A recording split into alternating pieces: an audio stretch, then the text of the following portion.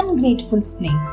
A traveler on a camel passing through a thorny forest saw that an old campfire had caused a forest fire. A large snake was caught in the fire and was crying out for help. The compassionate traveler took a saddlebag from a camel's back and opening its mouth, he fixed a spear into it and extended it to the snake. The snake slid over the spear into the bag safely. The traveler opened the mouth of the bag to release the snake and told it to go away. But the ungrateful snake said it would harm both him and his camel. The traveler was shocked and asked, "Why should you repay my kindness by killing me? Doing a good deed for someone unworthy is as bad as an evil deed against a good person," said the snake. "Who told you to return evil for good?" asked the traveler. "I learnt that from humans only," replied the snake.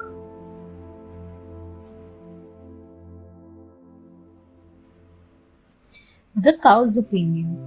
"We should not decide this only on your opinion," said the traveler. "Let us ask some witnesses first." The snake agreed, and seeing a cow grazing there, they went to ask her, "What should be the return for someone giving us a benefit?" asked the snake. "Human beings always pay back good with evil," said the cow. "I served a farmer loyally all my life, giving him calves, milk, and butter for his children. And when I grew old, the farmer uncaringly threw me out of the shed and sent me off to graze in the forest. Now, when I am fat and content in my old age, he brought a butcher here to see me and sold me to him. Tomorrow he will kill me." "You have heard the cow," said the snake. "I think I should kill you now." "Wait," said the traveler. "Let us ask one more witness."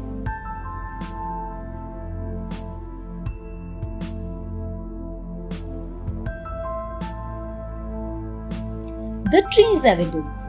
Seeing a bare twisted tree, they asked it how a good deed should be repaid.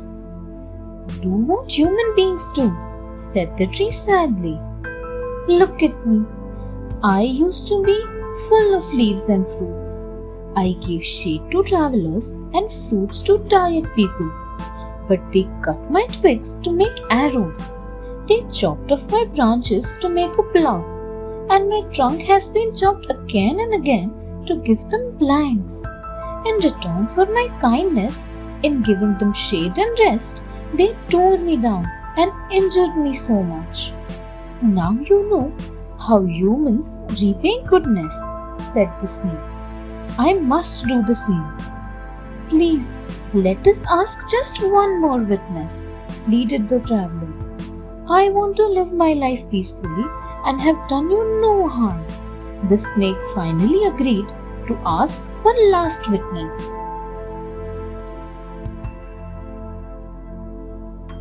The fox's justice. A fox had been watching everything from among the bushes and he came out. He said to the traveler, "The return for good is always evil. Don't you know that? But what good have you done to the snake for him to retaliate like this?"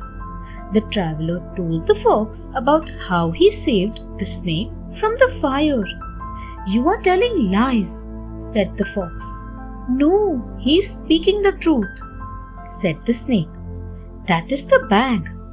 "But how can an enormous snake like you get into a little bag like that?" asked the surprised fox. "I'll show you," said the snake, and he slithered into the bag. "Young man, you must not show mercy to the unworthy enemy," said the fox. Immediately, the traveler understood what he meant.